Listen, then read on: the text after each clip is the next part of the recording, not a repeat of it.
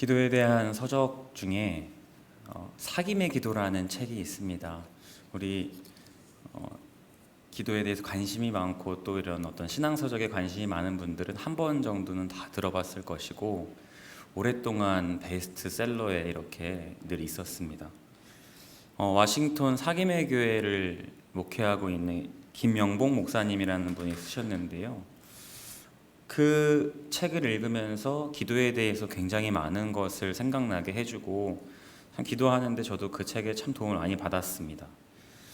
그 책의 내용이 제목이 사김의 기도이듯이 그 책이 시사하는 바는 결국 기도라는 것은 하나님과 대화하고 그런 하나님과 사귀는 것인데 어떤 때 우리의 기도의 패턴을 보면 거의 일방적으로 우리의 생각을 쏟아놓고 우리의 것들을 하나님께 다 얘기해 놓고 우리는 딱 들을 귀를 막아버린다, 이런 것들에 대한 것을 지적합니다. 근데 꼭 김명복 목사 이분뿐만 아니라 그간의 많은 우리 목사님들 그리고 유명 신앙인들을 보면 늘 이런 기도에 대한 패턴에 의해서 지적한 적들이 있었습니다.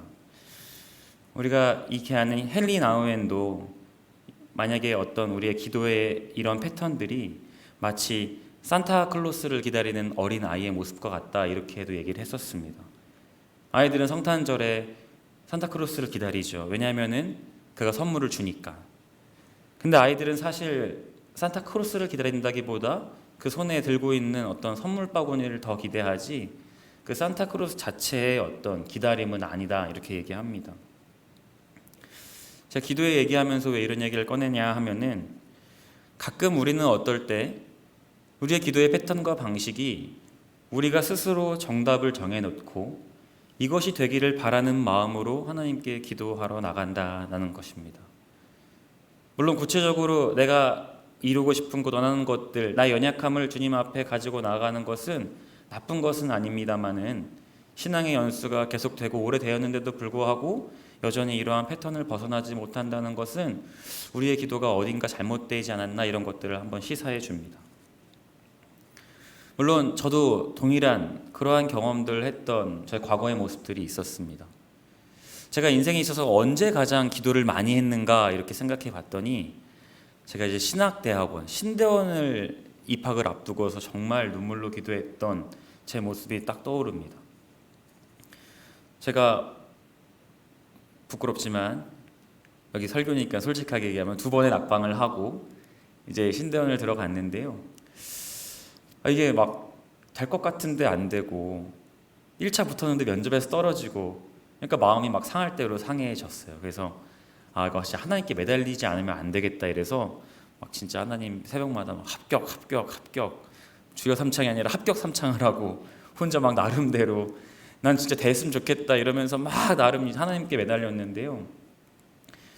그렇게 하고 나서 또 한 번 더 떨어지니까 이게 좀 내가 기도의 방법이 틀렸나? 막 마음에 낙심도 오고 막 이럴 때가 있었습니다. 그래서 기도에 대한 패턴을 좀 바꿔보자. 내가 합격만 부르짖었지 내가 하나님의 음성을 들어보려고는 하지 않았구나. 어느 순간 그런 깨달음을 주시더라고요. 그래가지고 작정 기도를 이제 아침, 저녁으로 1년을 내가 해보자, 이렇게 다짐을 하고서 그때는 이제 기도의 패턴을 바꿔서 주님 말씀하십시오, 약간 이렇게 내가 주님의 음성을 듣겠나이다 다짐하고서 그렇게 기도를 바꿨던 적이 있습니다. 그렇게 3개월을 지속하니까 어느 순간 하나님께서 저한테 말씀을 주시는데 이런 확신으로 다가와 주셨습니다. 현정아, 네가 주의 일을 하고 싶다, 합격하고 싶다, 이 모든 것이 어떻게 보면 나의 사역을 돕는 일인데 정작 너가 나랑 깊은 관여를 하지 않고 나랑 만나주지도 않으면서 네가 주님의 일을 한다는 것이 얼마나 모순된 일이니, 이런 마음을 저에게 크게 주셨습니다. 그때 제가 깨달았어요. 내가 무턱대고 진짜 합격하다가 덜컥 하나님이 합격시켜 주셨다가는 진짜 이 교만한 인간이 이 한국교회를 어지럽히는 인간이 되지 않았을까, 막 이런 생각까지 할 정도로 정말 저한테는 그 하나님의 만났던 경험이 참 감사하고 저를 겸손하게 만드는 그러한 저의 간증입니다. 좋은 기도가 되려면, 그리고 내가 바라는 것들을 하나님께 요구하려면 먼저 선물을 주시는 이인 하나님을 제대로 바라볼 수 있어야 한다는 사실입니다. 그리고 그분과 사귐에 대한 깊고 영적인 기도가 우리 가운데 필요하다 이런 이야기를 하고 싶은 것입니다. 오늘 다윗이 여호와께 여쭙고 헤브론으로 올라가는 이 상황은 이 다윗이라는 사람의 어떤 조심성과 사려 깊은 모습, 그래서 늘 하나님께 기도하는 사람이라는 사실을 보여줍니다. 우리가 잘 알다시피 다윗은 과거에 사울 왕을 2번이나 죽일 기회가 있었습니다. 그런데 죽이지 않았습니다. 매일매일 사울에게 쫓겨 사는 입장에서 그 절호의 찬스를 그냥 지나친 것은 사울이 기름 부은 자였기 때문에, 기름 부음을 받은 자였기 때문에 죽일 수 없다는 이 다윗의 믿음의 고백과, 또 다른 한편으로는 다윗이 정말 사울을 죽였다면 사울이 의도한 대로 다윗은 이스라엘의 역적 쿠데타를 일으키는 사람이 되기 때문입니다. 생각해 보십시오. 사울은 아마 이스라엘 12지파 전역에 다윗의 수배령을 내렸을 것입니다. 그가 기름 부음 받은 자인 나를 죽이고 왕권을 빼앗을 사람이다. 언론을 다 이렇게 얘기했을 겁니다. 그러니까 다윗이 이 나라에서 자기가 쓸 곳이 없다는 것 때문에 자기가 죽인 골리앗의 나라인 블레셋에 가서 1년 4개월 동안 살지 않습니까? 참 불쌍한 인생이죠. 그런 언론이 완전히 다윗은 나쁜 사람이다 라는 상황에서 실제로 다윗이 사울을 죽였다. 그러면 그 순간은 쾌감이 있고 편할지 모르겠으나 그 억울함은 누구한테도 풀지 못하고 영영 더 도망 다녀야 되는 도망자 신세가 되었을 거라는 겁니다. 감정에 이끌리고 섣부른 판단을 하지 않기 위해서 우리는 늘 기도하고 하나님께 그 뜻을 물어봐야 합니다. 하나님의 마음에 합하는 자인 다윗과 같은 마음이 아니었다면, 만약 저였다면, 그리고 대부분의 사람이었다면 오히려 사울을 죽일 그 기회가 하나님이 주신 기회가 아닐까? 이렇게 착각했을 것입니다. 과거에 여리고 성이라는 큰 벽 앞에서 자신들이 할 수 없음, 우리가 도저히 무너뜨릴 수 없는 성이다 라는 생각 때문에 이스라엘 백성들은 기도하고 그 여리고 성을 무너뜨릴 수 있도록 하나님께 간구했었습니다. 그래서 실제로 여리고 성이 무너지니까 이스라엘 백성의 그 다음 성인 아이 성에서는 교만해졌습니다. 뭔가 되는 것 같았습니다. 그런데 알다시피 그 아이 성에서는 크게 패하였습니다. 교만해졌기 때문이죠. 잠언 16장 18절에 교만에 대해 이렇게 이야기합니다. 교만은 패망의 선봉이요 거만한 마음은 넘어짐의 앞잡이니라.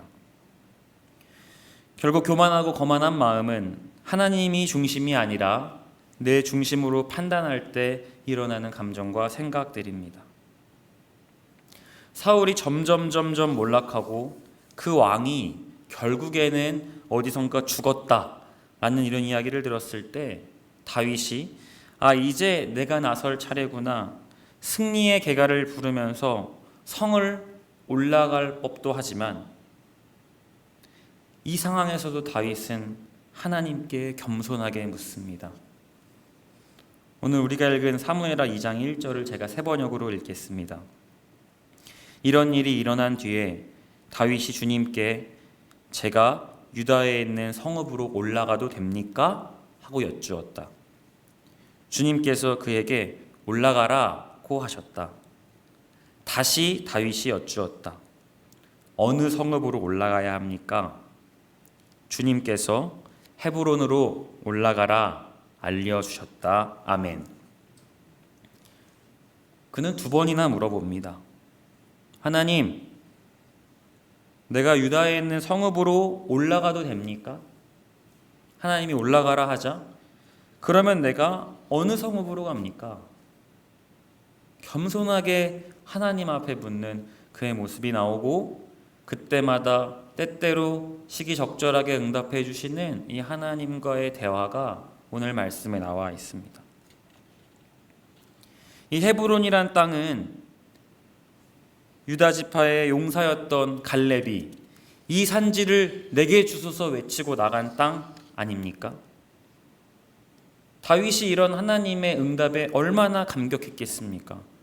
조상들이 하나님의 명령에 따라서 그 땅을 정복하고 살던 그 땅인데 헤브론으로 가라 라는 이 말에 하나님 정말 나를 기름 부음 받은 자 왕으로서 그 역할을 하도록 나를 인도하시는구나, 인도하는 확신이 생기지 않았겠습니까? 헤브론에서 유다 족속에게 왕으로 인정받은 다윗은 그 이후에 이스라엘 전역에서 왕으로 인정받는데 또 7년 6개월이라는 시간이 걸립니다. 결코 그는 섣부르지 않게 행동합니다. 다른 지파의 장로들이 자기 앞에 헤브론에 올 때까지 그는 기다리고 하나님의 뜻을 구하는 겸손한 기도의 생활을 했다는 사실입니다. 그가 기도하며 하나님께 묻고 주님 말씀하시면 나아갈 줄 알고 주님 말씀하시면 멈출 줄도 아는 주님의 음성에 귀를 기울인 그 다윗은 이스라엘에서 가장 훌륭한 왕이 되었습니다. 우리 안에 참 많은 기도 제목들이 있을 것입니다. 그리고 어쩌면 그 기도 제목들 때문에 하나님 앞에 이 자리에 나오셨을지도 모르겠습니다. 그러나 오늘 말씀과 또 우리가 고난주간을 보내고 있는 이 시기에 한번 주님께 여쭙는 기도를 하기를 소망합니다. 우리가 고난주간 돼서 미디어 금식도 하고 실제로 금식도 하고 이러한 행위들은 우리가 밥을 끊으면은 이제 영양소가 들어가지 않기 때문에 우리가 죽기 때문이라고 우리가 생각하기 때문에 금식의 의미를 둡니다. 이 밥이 나를 살리는 것이 아니라 하나님의 말씀이 나를 살리는 것이기 때문에 이 금식을 하면서 하나님의 감사함을 묵상하는 그런 고난주간의 시간입니다. 그렇다면 기도도 한번 그러한 방식으로 한번 그러한 생각을 가지고 기도하기를 원합니다. 내가 가지고 싶은 것, 나의 욕구, 권리, 물론 그것들이 하나님과 나를 이어주는 기도의 통로가 될 수 있지만 이 고난주간만큼이라도 하나님, 나의 것들을 다 내려놓고 하나님 나에게 나는 어떻게 주님의 기쁨이 될 수 있을까요? 내가 어떻게 주님의 뜻에 걸맞게 사는 것이 옳은 방법이겠습니까? 하나님, 나를 이 새벽에 깨워주셨는데 하나님의 음성을 듣는 이 시간이 되게 하여 주옵소서. 우리 이 마음을 담아 다윗이 그랬던 것처럼 우리 고난주간을 보내는 이 시기에 여호와께 여쭈어 아뢰는 우리의 기도의 삶이 되시기를 주님의 이름으로 축복합니다. 기도하겠습니다. 하나님, 그 후에 다윗이 여호와께 여쭈어 아뢰되 내가 한 성읍으로 올라가리이까 여호와께서 이르시되 올라가라. 다윗이 아뢰되 어디로 가리이까 이르시되 헤브론으로 갈지니라. 아멘. 하나님, 고난주간을 보내는 이 시기에 우리의 기도를 한번 돌아보고 점검합니다. 우리는 정답을 놓고 우리가 원하는 답을 놓고 기도하지 않았는지 한번 생각합니다. 하나님, 이 시기에 우리의 생각과 우리의 소욕과 우리의 욕구를 다 내려놓고 오직 하나님의 음성을 듣는 귀한 시간 되게 하여 주옵소서. 다윗에게 이는 내 마음이 합한 자라 하셨는데 하나님, 우리도 기도를 통해서 하나님과 더욱더 친밀해지고 하나님과 사귐의 기도를 통해서 우리도 하나님께 합한 자가 되기를 원합니다.